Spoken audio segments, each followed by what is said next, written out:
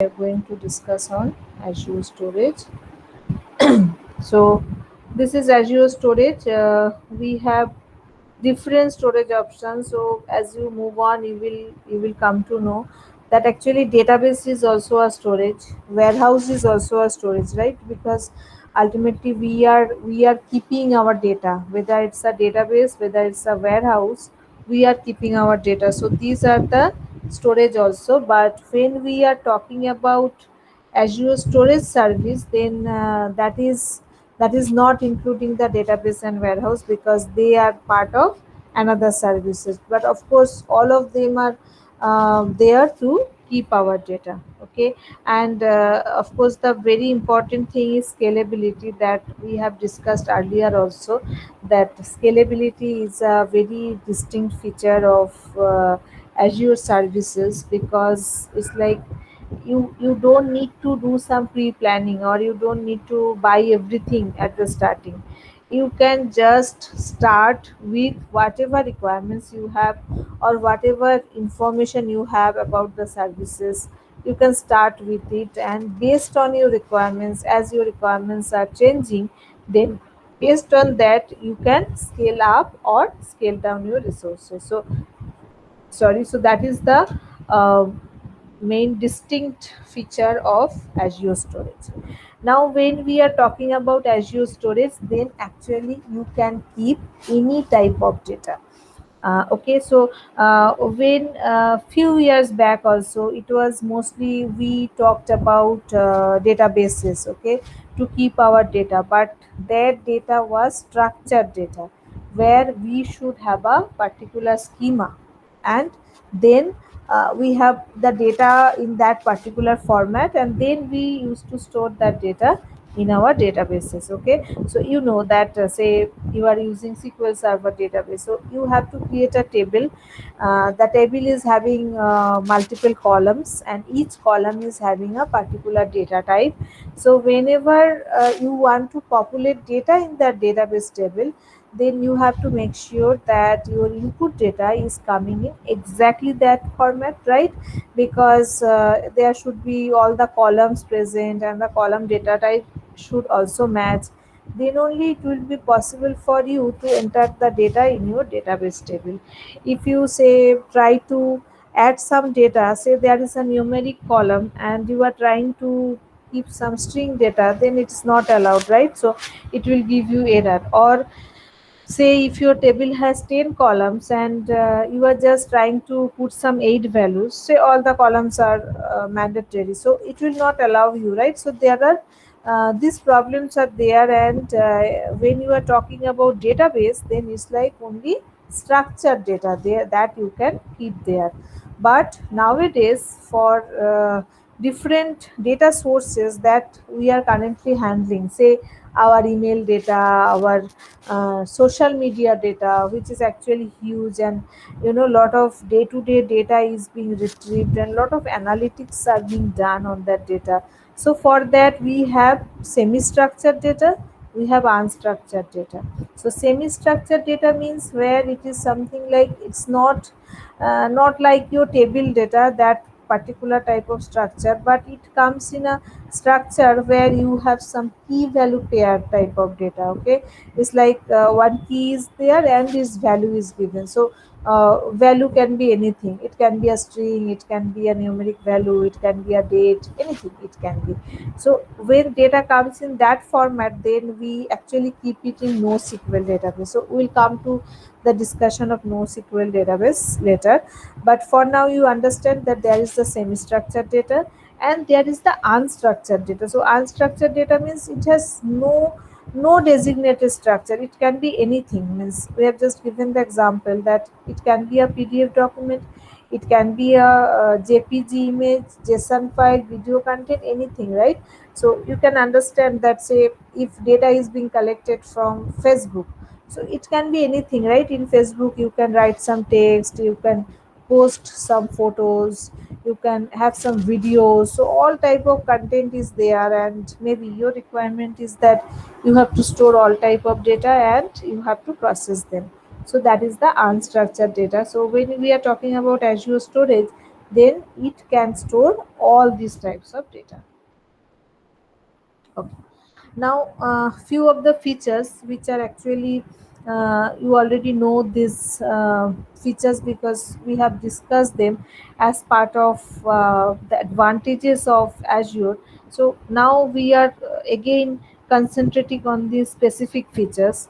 So first of all, it is durable and highly available, right? So that is my first requirement. Wherever we keep my data, that is always our first requirement, right? That whenever I am keeping some data, then that should be durable, means that should not be lost at any cost, right? Whenever I am keeping, it should be safe, it should be intact until unless I make some changes. So that is my requirement for whatever way we want to store our data. So that is the durability property. And then highly available. So availability is another thing that I want, because say I have taken the storage, I have kept my data, and I want that whenever some application is trying to access that data, it should always be available, right? So for that, to ensure the high availability, is like data is being copied in multiple locations. So as you move on, you will understand. We have talked about, if you remember, that we have talked about data center, we have talked about availability zones, we have talked about regions, we have talked about region pairs. So all these things actually help us to make, multiple copies of the data. And what it ensures, that say simply, if you keep one file in two machines, then what happens, that whenever say one machine is not working, it is not starting, then what you can do, you can instantly take the file from another machine and continue your work, right? So if we have multiple copies, and that is also in multiple places, maybe in multiple geographical regions, then that help us to overcome any problem that is being handled by a particular machine or particular data center or particular region. So as much as you can make copies in the and you can spread it across the globe, then that actually helps in the availability, means highly available storage that can be done with Azure with all these features. Okay. Then comes security. Now, security is another thing that you want. You don't only want it to be highly available and durable, at the same time, you want that whatever data you are keeping, that should be secured, right? Means no one should be able to see it until unless it is meant for them, or it should not be stolen. So, this security is something which is primary requirement. So, that is also being fulfilled here in Azure Storage using data encryption and controlled access. That means that whenever you keep something, by default it is not accessible to anyone.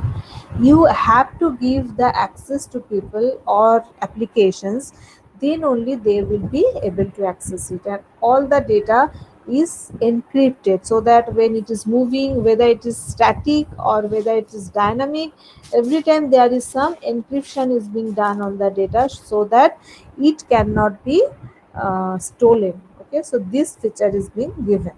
Then comes scalable. So scalability is actually everywhere in most of the resources of Azure. Scalability is there. Scalability is something which help us that whenever I require the amount of configuration or the resources I want for any particular service, then I get it. And when I am not in use or I am not in requirement for that, then I give them back. So it's kind of renting. Instead of buying, what I'm doing, I'm just taking on rent. Whenever I am requiring it, I'm just taking it, then I'm giving it back. So I have to pay only for the period I am taking the resources, not for the entire duration or not for my lifetime. Okay, so that is the scalability property.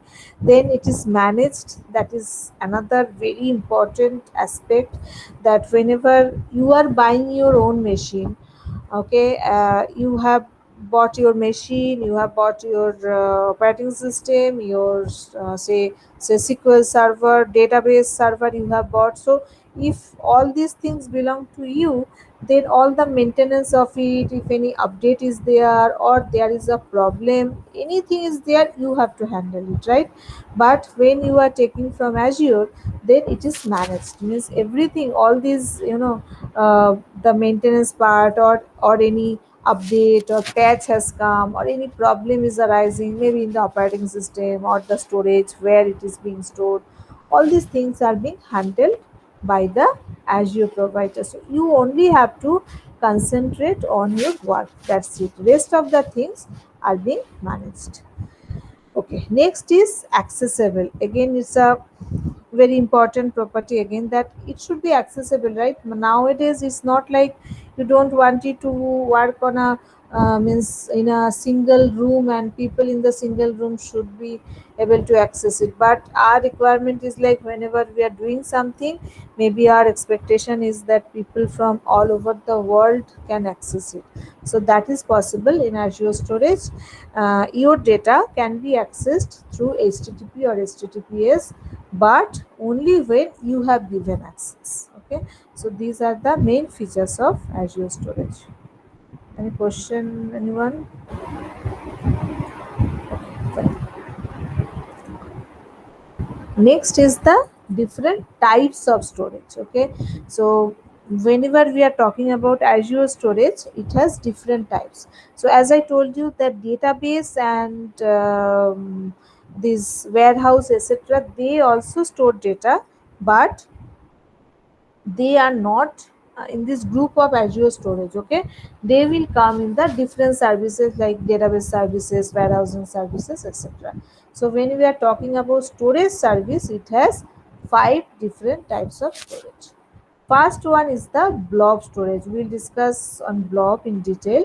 So this is the massively scalable object store for text and binary data. So actually you can keep any type of data in blob, okay? Whether it's a structured, unstructured, semi-structured, any type of data can be stored here. It's like a file system, okay, where you can keep your files like that.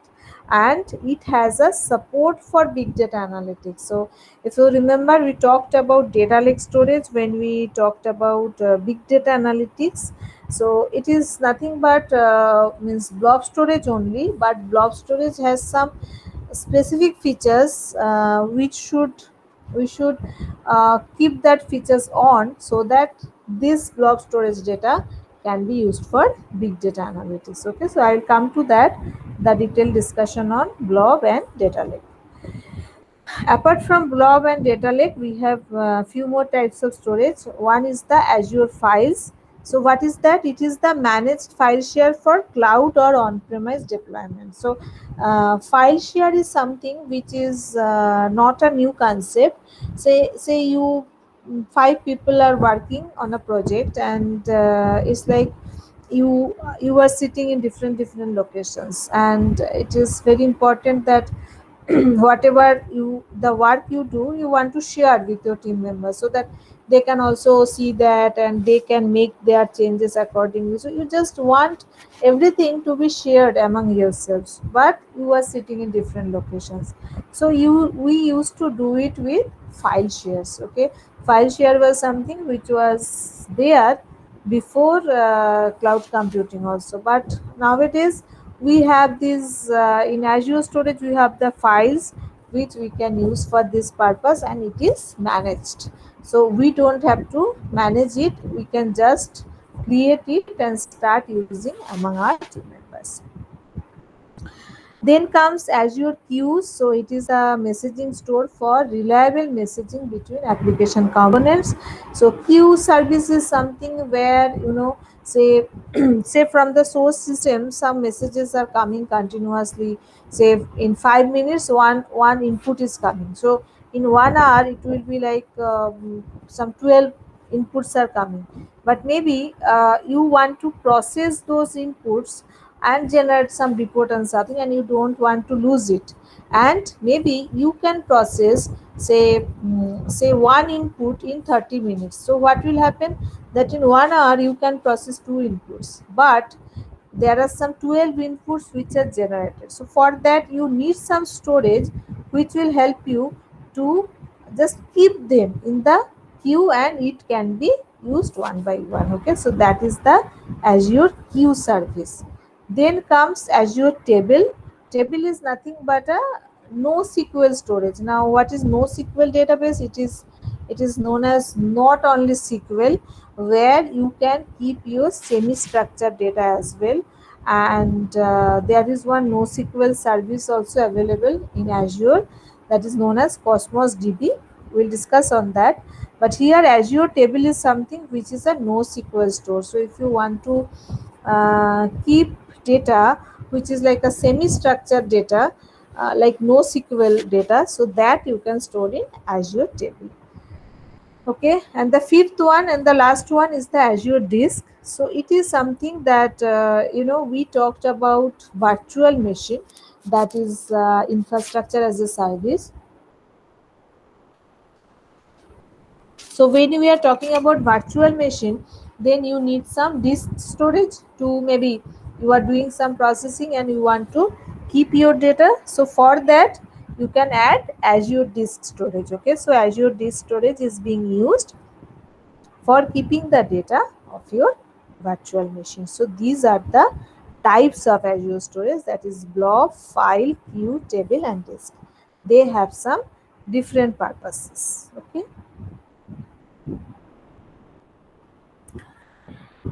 Now this data redundancy, okay, we talked about this feature at the first point, that redundancy is something which ensures that we have multiple copies of the data. So when there is some problem in one location, maybe then I can retrieve the data from other location.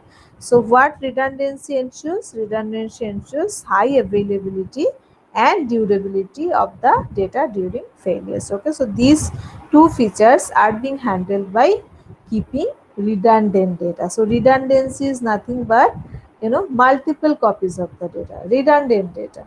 So I have one set of data, I'm not keeping it in one place, but I am copying it in multiple places, so that it should be durable, it should not be lost at any cost, and it is highly available. So if it is like one machine is down, then another machine is serving my purpose. Okay, so whenever we are talking about data redundancy, there are some configurations that you have to make. There are four choices you can make, that how much redundancy you need for. Okay, so based on that you have to choose. Of course, you understand that as you go for higher configuration, then you have to pay more. If you go for lower configuration, you have to pay less, but of course you are getting less. So let us discuss on these four types of redundancy models. So the first one is locally redundant storage. So locally redundant storage means replicates data 3 times within a single data center in the primary region. So let me go to Paint. Let's just draw.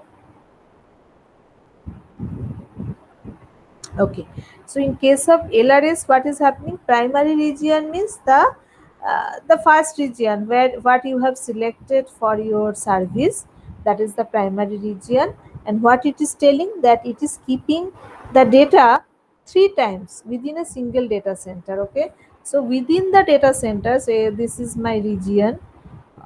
If I just draw, this is my region. Okay, this is my primary region. Within that primary region I have set this data center. Sorry, I should draw it with a different color. So this is my data center. Within that data center I am keeping 3 copies of the data. Okay, this is known as LRS. So I am in my own region. Within the region I have a particular data center, and within the data center I keep 3 copies of the data, that is known as LRS. Okay, then comes zone redundant storage. So what it does, replicates data synchronously across 3 availability zones in the primary region. Now you know that we have discussed about availability zone. So it is nothing but that we may have some data centers combined in one availability zone. Okay, so let us say I take this. So this is another data center, and maybe they have formed the availability zone inside the primary region. Okay, so this is one availability zone. So this is my primary region, then comes this availability zone. In the inside the availability zones, I have these data centers. Now what it is saying, that replicates data across three availability zones in the primary region. So this is one availability zone, maybe there are two more availability zones. Okay, and inside the one availability zone, there can be one or more data centers. So I am making copy of this data in the three availability zones. Okay, so my data is here, my data is here also. So this is known as the zone redundant storage, but everything is kept in the primary region only.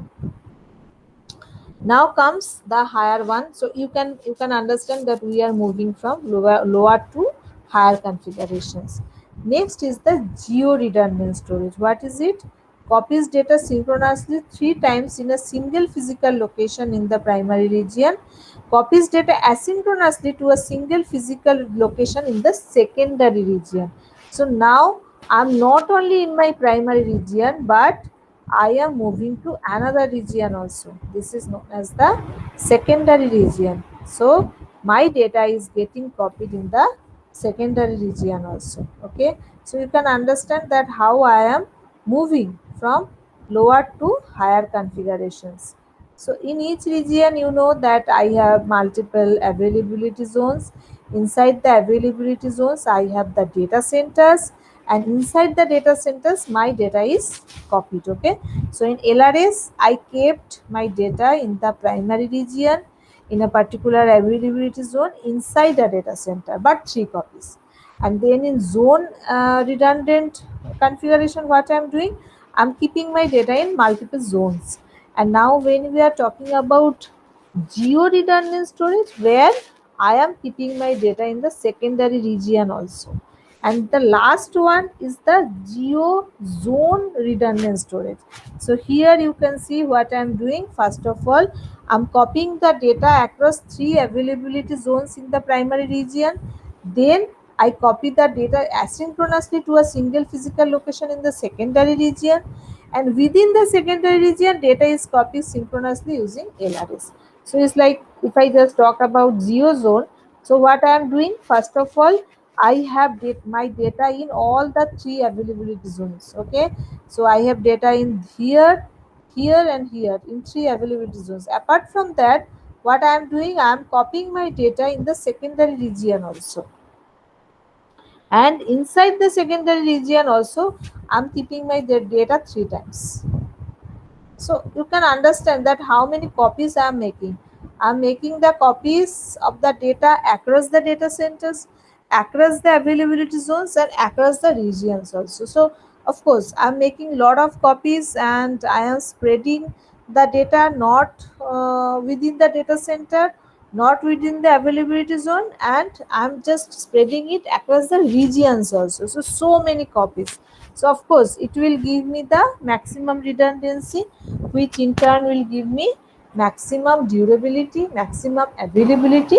But of course you understand what will happen, that I have to pay the most. Okay, so the most costly option is this one, geo zone redundant storage, then geo redundant, then zone redundant, and then locally redundant.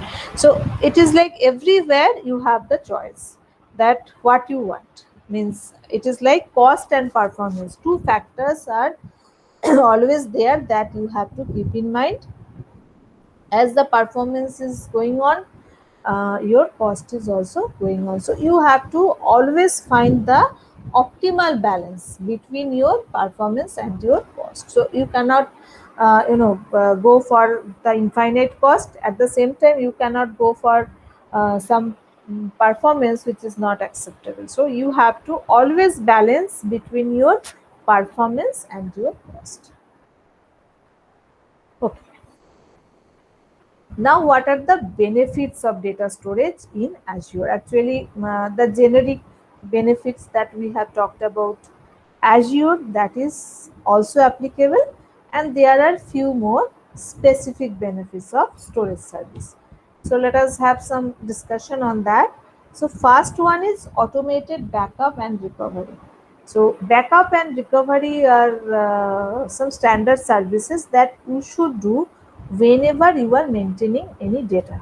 If you just go for the simplest one, say we have a file in my computer. Okay, so generally what we do, we try to keep a copy of it, maybe some external hard drive, maybe a pen drive, maybe a CD. Means if you just go back to the earlier days, so we used to have floppies also, floppy disk, then CD, then DVD, then pen drive, then external hard disk. So all these had the purpose that we could make a copy of it. So I can tell you that many years back we used to have, say I have written a C program in my machine, so I used to keep it in the floppy disk. Maybe I want to move it from one place to another, or it's like a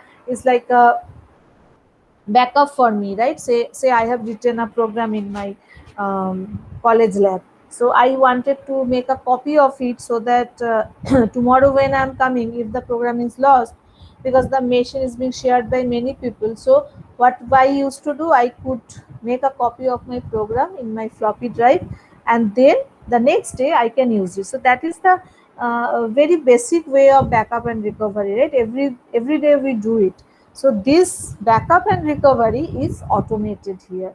So we don't really have to bother that I have to take a backup of my data. If the data is lost in the original location, it can be recovered from the backup copy. So everything is automated here. We don't really have to bother that how the data can be safe and what may be the duplicate version of the data. So all these things is being handled by Azure. Then replication across the globe, you know that when I'm going for the higher redundancy, higher redundant models, then I can make a copy of my data in multiple regions in the globe. Okay, and then comes support for data analytics. Of course, you will see, means you have already seen some part of it also, that the data I'm keeping in the Azure storage, it can be used for analytics and reporting purposes. Encryption capabilities, so your data should always be safe. For that, always there is some data encryption that is being implemented. Then there are multiple data types. So as I told you, that it's like any type of data that you can keep it in Azure storage, whether it is structured, semi-structured, unstructured, whether it's a video file, audio file, text file, anything can be stored here. Data storage in virtual disks. Okay, so you know that, as I told you, that there are some disk service that you can keep for your, maybe say, virtual machine. So these disks are not really physical disks that you have that available, but it is something which is virtual, but you can use it as if the disk is means it is yours, so that way you can use it. Then there are some storage tiers. So what is that? I will come to that. There are some different tiers models available, so we'll discuss on that, what is that. Then cost effectiveness. So why cost effectiveness? Because as you know that you can always use only what you particularly require, right? So there are many choices, and there is a scalability feature which allows us not to buy everything at the starting. Whenever I need something, I can ask for more, and when it is not required, I can release. So that is how it has become cost effective. Then is reliability. So of course it is reliable. You can understand that so many precautions are being taken, that data is like encrypted, data is secured, it is having access only to the people you give access, so it is always restricted access. Then you have all these redundancy models where you are replicating your data across the globe. Okay, then you have the backup, recovery, all these things are in place. That's how the data becomes reliable. Then there is the agility.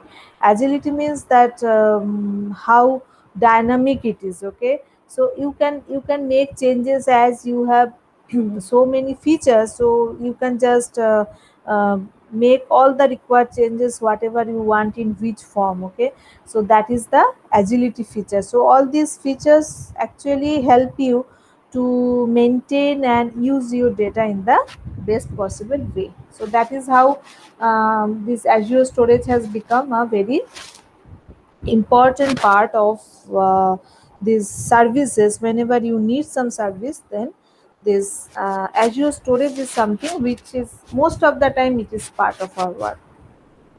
Okay. Now let us come to access tiers. So what is that? Azure storage offers different access tiers. So it is like there are three access tiers. So first of all, let us have the names, which is hot, cool, and archive. Okay. Now these hot and cold, these access tiers, they are set at account level and archive at blob level. So what does that mean? First of all, you will be clear on that. So whenever I want to use Azure storage, first of all I have to create a storage account, and inside the storage account I have to choose that what type of storage I need. And then maybe as I will use blob storage, so first of all I will create my storage account, and inside the storage account I will click my means I will select my blob storage, and inside the blob storage I will say keep my files and use it. So these hot and cold access tiers, they are available at the account level. Means in the account level you can choose which access tier you need, and when inside the account you go for the particular blob storage, then inside the blob storage you can go for hot and cold, and you can use another access tier. This is known as archive. So that's why it is being told that hot and cold access tiers are set at account level, and archive access layer is set at blob level. Okay. Now what is the hot one? Hot means is like optimized for storing data accessed frequently. Means is for your current data. Whatever data you are using, maybe some different analytics services are using your data. For that you should use this hot access tier. Okay, so this is the default one. Means by default it will be hot access tier, which is for your current data, which is for your working data. Next is the cold or cool access tier. What is it? It is optimized for storing data infrequently accessed. Means say you have some data which you want to keep it, but it is not in use for now. You know that this data may be accessed, say in a few days this data may be accessed, so it's an infrequent access. So for that what you can do, you can keep the data in cold access tier. So what is this cold access tier? It is something that is a storage where your data will be kept, but you don't have to pay same as hot access tier. It is kind of you can say less costly storage option where your data will be kept, and as soon as it is required it will be available to you. Okay, so it will provide you high durability, retrieval latency, and throughput, slightly lower availability. That's it. Means everything is same. It's like the data will be safe. It is like it's like it is available, but it's not like maybe it will need some time, maybe some few seconds or something it is required to access the data. So it's like something that you keep your important files or which you need every day, maybe you keep in um, the front shelf of your cupboard. Okay, and maybe the folders which are not in use, but you know that they can be used or they may be used sometime, so you keep it in the maybe the backward cabins or something. So whenever you need it we can go there and bring it, but it needs some time. So it's also same kind of thing. Hot means it's always available, cold means it is available but it needs has some lower availability. Okay, slightly lower availability.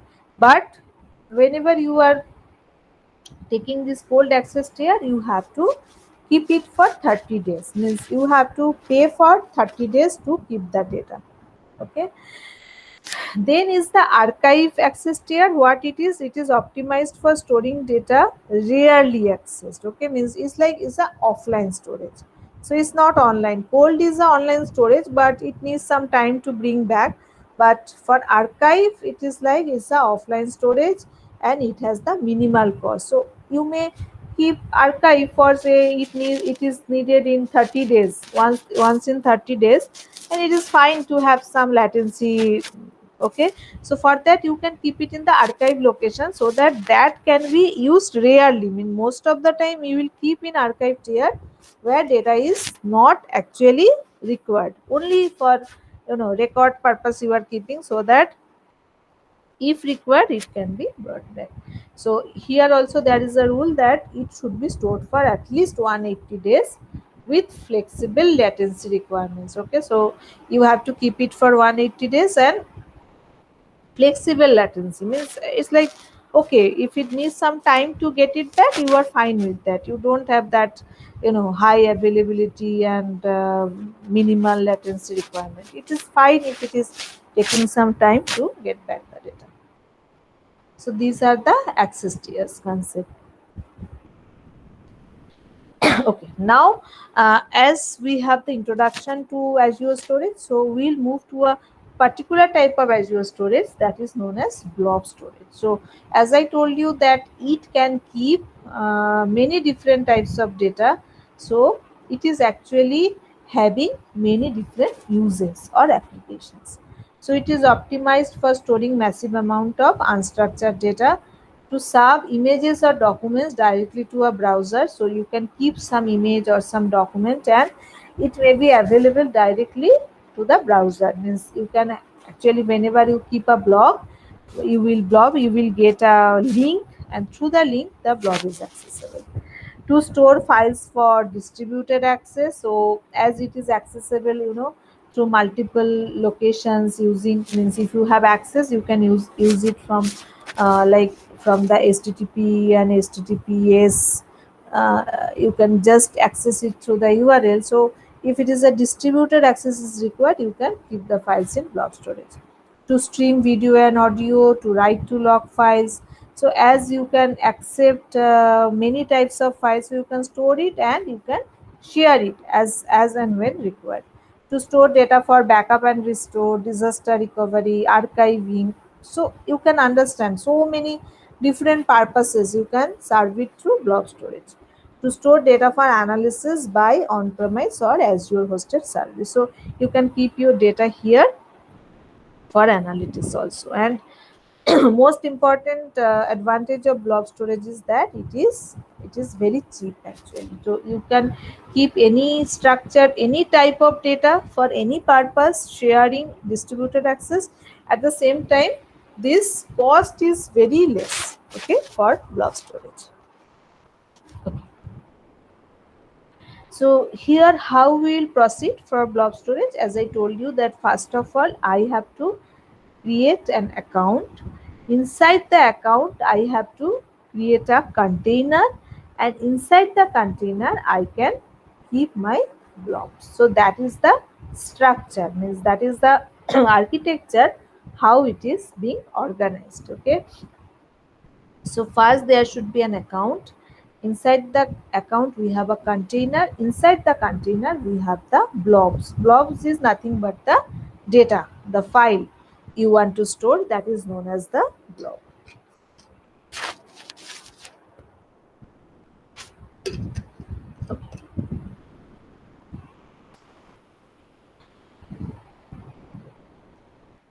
So container is nothing but a, you can just think of it as a file. Okay, means file folder. Okay, inside the folder you keep your files. Now when we are talking about blob types, then there are different blob types. They are known as block blobs, append blobs and page blobs. Now what is a block blob? This is optimized for uploading large amount of data composed of blocks up to 50,000 blocks. So it's like your data is being stored. You have a huge file you are storing, and this data is stored internally like a collection of blocks. Means it's not like means like just like that. So if I just go here, so it is something that you have a data file. Maybe this is the huge data file you are keeping inside the storage. So internally, it is like a collection of blocks. So data is divided in multiple blocks and maintained inside it. So this is known as the blob. Okay, like this. Let us come back. So what is append block? It is optimized for append operation, updating or deleting of existing blocks not supported. So if you know that I will keep my data and I really don't want to, make change of my existing data block that I have kept. What I want to do, maybe some new records are going to be added always. So if that is the requirement, then we can go for append blocks. Okay, so if you go for append block, then the performance will be better when your only operation is append operation. Generally we go for blocks. Okay, that is the default option. And then there is another type of block which is known as page block. It is a collection of 512 byte pages optimized for random read and write operations. Okay, means when the requirement is like random read and write, means you want to read data from anywhere, or you want to write it, means make some changes, anything in the existing data, then there is that page blob option. Is store virtual hard drive files and serve as disk for Azure virtual machine. Okay, so it is actually this page blob is used when you have this in the virtual machine, when you are working in the disk, then this page blob is used. So we will use mainly blobs, but you should know what are the different types. So I told you. Then there is another kind of storage that we talk about, that is known as data lake storage. So I just want to tell you about it, that earlier it was actually two types of storage was there. One was known as blob storage, one was known as Azure Data Lake Storage Gen 1. Okay, so two types of storage, distinct two storage. One was the blob storage, another was data lake storage. Now what was the data lake storage and what was its use? Data lake storage is something similar to blob storage, but it had some file system architecture. Means that in the hard drive, how we keep our files. First we have the drives like C drive, D drive, E drive. Inside that we keep some folders. Inside the folders again we can keep some folders, and then we can keep the files. So there is a hierarchical folder directory structure, right? Folder or directory structure. So this type of structure help us to get our files quickly, right? Why we keep multiple folders? Because we want to get access to my our files quickly. So if we have a folder structure, we know that okay, first of all we would go to D drive, then my documents. Say I have created a folder my documents. Inside that I have say TIU documents. Inside TIU documents I have for different batches. Say for MCS1 I have BCS3, I have BCS4. So I teach many batches. So I can just keep folders separately for different batches. So that will help me to have some quick access on the data. Otherwise, if I would keep everything in the same place, then that would take some time to reach. So that similar concept is there in Azure Data Lake Storage. Okay, so this data lake helped us mainly for this performance of directory management. Okay, that helped. That was the Azure Data Lake Storage, and that was mainly used for our analytics purpose. Now what happened, that this Azure Data Lake Storage and this blob storage, they have been merged, or you can say it is now the single service. It is in Azure Storage only, but in the Azure Storage there is some option. I'll show you that there is the option that whether you need hierarchical namespace or not. So if you check that option, hierarchical namespace, then actually what will get, you will get that directory structure, that hierarchical directory structure that you get in your machine, in your machine file system. Okay, so you are here doing the combination. Okay, so I am starting with blob storage only, but I am checking that option that I need hierarchical namespace. If I am doing that, then actually I am using data lake storage gen 2. So data lake storage was a separate service. Now it is combined with blob storage. So it's like only single service it is being done. But only thing is that I have that hierarchical namespace feature, which improves the performance of directory management operation. Okay, so I'll just show you how to create that. Now, why this merging? How it is advantageous. I'll tell you. So these are the features of data lake storage gen 2.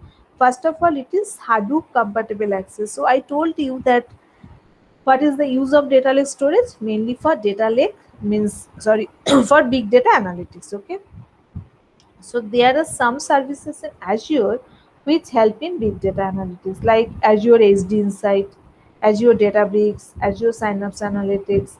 Now, if they want to use the data that is present in my data storage, then what is important, that they should be compatible with each other, right?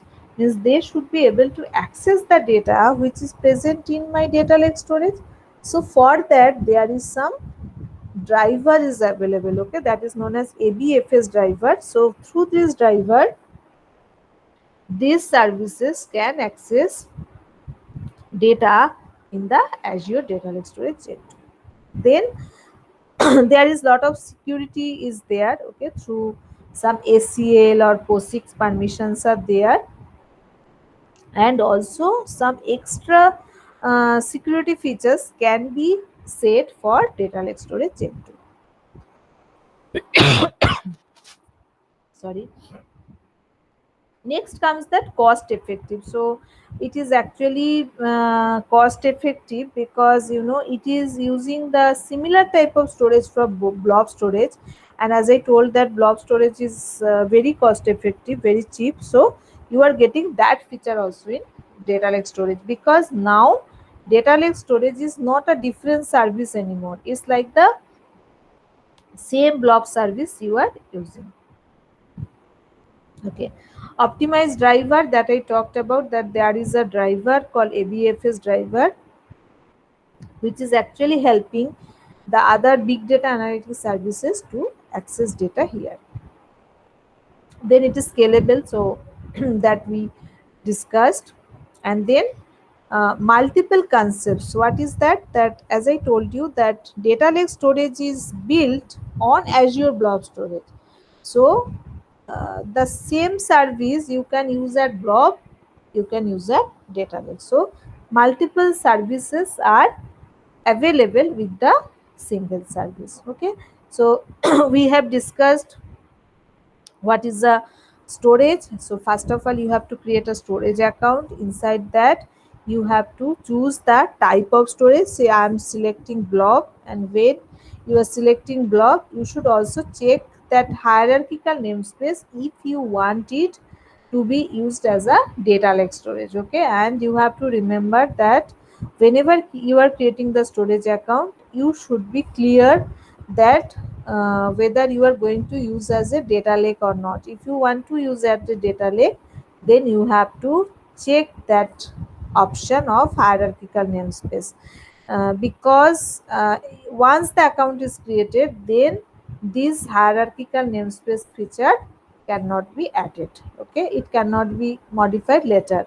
So you have to do it at the first place only, and then you can just store the files, and you can use those files from means from the browser. As I told you that through HTTP or HTTPS you can access your blog, and if you are using it as a data lake, then different big data analytics services, they can access the files through ABFS driver. So there is some driver is available which is available with the big data analytics services. So that becomes compatible. Okay, as if they are as if the data lake storage is part of them, so they can easily access the data in data lake storage. Okay, so let me go to the portal.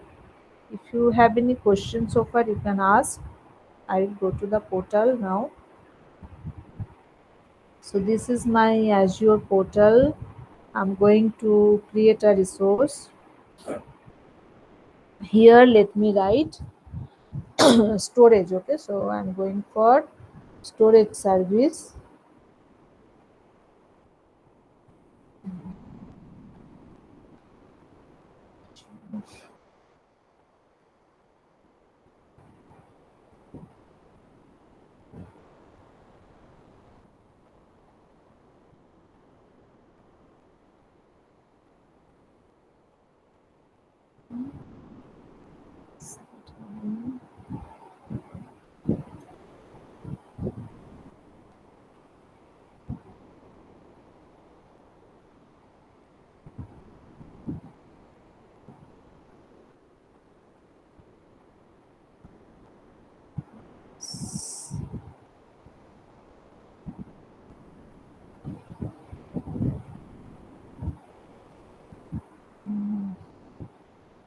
Where storage is not.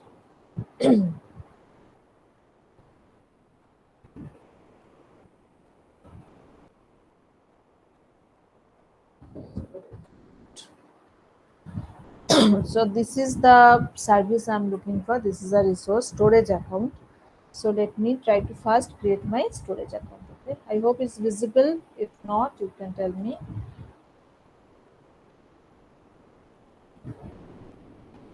So this is my storage account. Database also.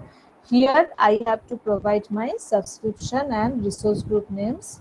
So I have this subscription and I have one resource group already created. So I'm just selecting that. Then I have to give a name for the storage. So let me give storage 23. Okay. So whenever you are selecting a name, if there is a problem, it will show you.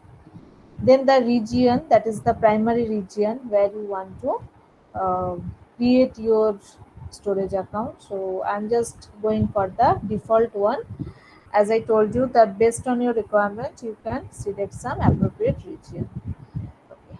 Next comes the uh, performance part. So it is, you can see that there are two choices. One is the standard, another is the premium. So standard is for most scenarios and premium is for scenarios that require low latency, means you want to go for a better performance. Okay, so you can select premium, but it should be only when you have a specific requirement, because you have to pay more for this. So I keep standard only. And then this redundancy thing, you can see here that geo redundant storage, if you remember, we have four redundancy models. So geo redundant storage is coming by default. So if you just select the drop down, you can select all these four options are coming. Okay, LRS, GRS, ZRS and GZRS. So this is the first one, which is the least costly, and then comes gradually, it is the higher ones are coming gradually. So you have to pay more. You have to, if you are going for higher ones, as I'm doing it only for testing purpose, so I'm selecting the lowest one. Okay, and then let me go to other tabs. So this is the basic tab, you can see. I have provided the details. Next I'm going to the other tabs. So here we have this, whether you want public access or not, all these details are there, you can just check. Here you can see for this data lake storage gen 2. So if you are going to use it as a data lake storage, then you have to enable this hierarchical namespace checkbox. Okay, I'm not doing it for now, keeping it unchecked. So here the network connectivity, how it can be connected, as I told you that it is always secured access, and the files that you are keeping here is you want someone to access, so you can just check these configurations and you can set the values appropriately.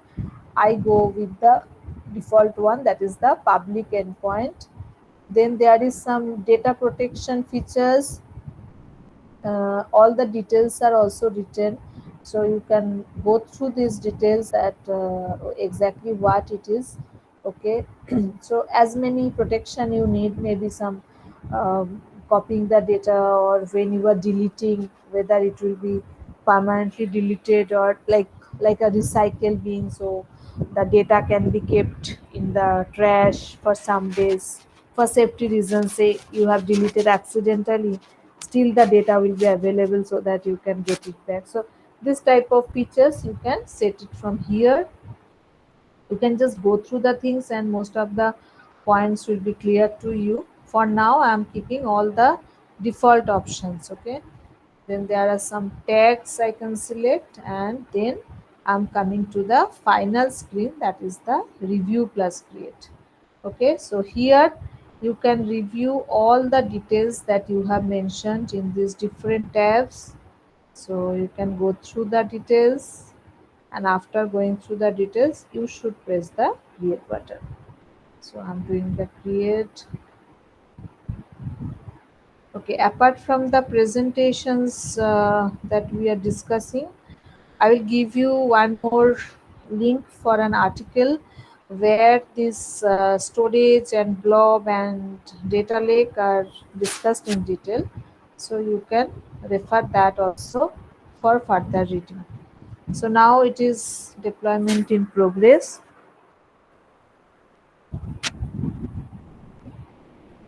Let it come.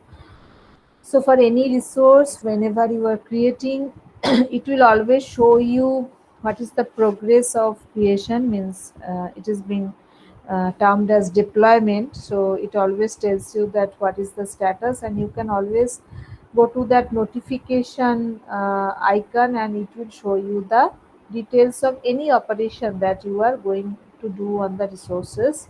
So here you can see that the deployment is complete. So I'm going to the resource. So now this is my storage account that is created. You have many options here. So you can see that these many services are available. You can see table, queue, file, blob. Okay. So this is the service. You can see that in blob service, this hierarchical namespace is visible. This is the default access tier, which is hot. If you click on it, you can see that what exactly it can do, and you can change it from here. You can see hot and cool is also here. So you can remember that I told you that three access tiers: hot, cool and archive. And the archive one you cannot set from account level. Okay, so whatever is the details, you can just always go through it. You can make some changes and then you can come back. So I will go to overview tab again, and I want to use the blob service. So I click on this blob service link. Okay, so you can see here that at the top I there is a plus container button, and I can create a new container from here. So in the account I first select the blob service, and when I have selected the blob service I have to select a container. So let me give a name for my container.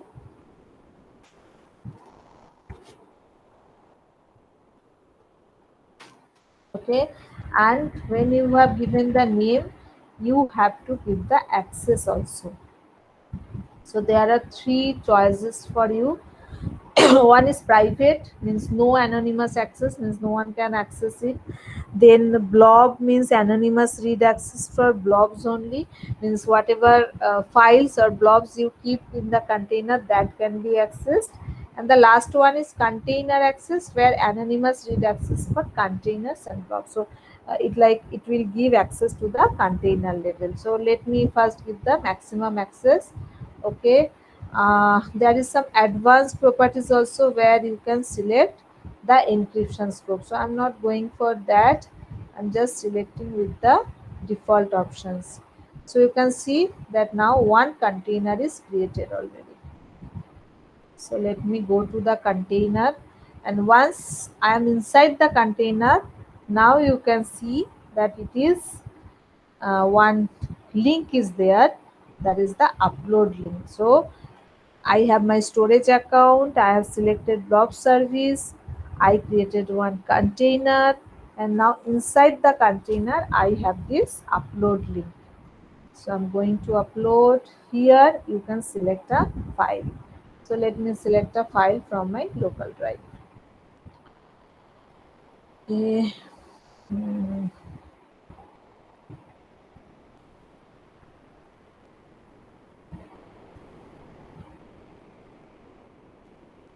Select any file.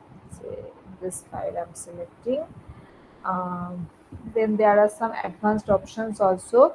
You can see here that you can select what type of blob you want, and then the block size, as I told you that when you are going for blob, then there is a concept of multiple blocks. Okay, so you can select the size of the blocks, that what may be the size and how it will be accessed.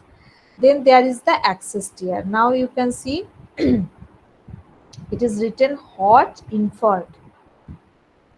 So you can see here these are the options that are coming: hot, cool, archive, and at the top it is hot invert, that is the default. So invert means as in the storage account we have selected the access tier as hot, so it is by default inherited to its container and the blobs. That's why I'm getting hot invert, means it has come from the higher levels. Next, if I wish, I can change this to anything. Means I can change this to cool, or I can change this to archive also. So as you have seen that account level, I did not have that choice, but when I am coming to the blob level, I have this option. So I keep it as hot infant, whatever it was. Okay, I am just pressing the upload button.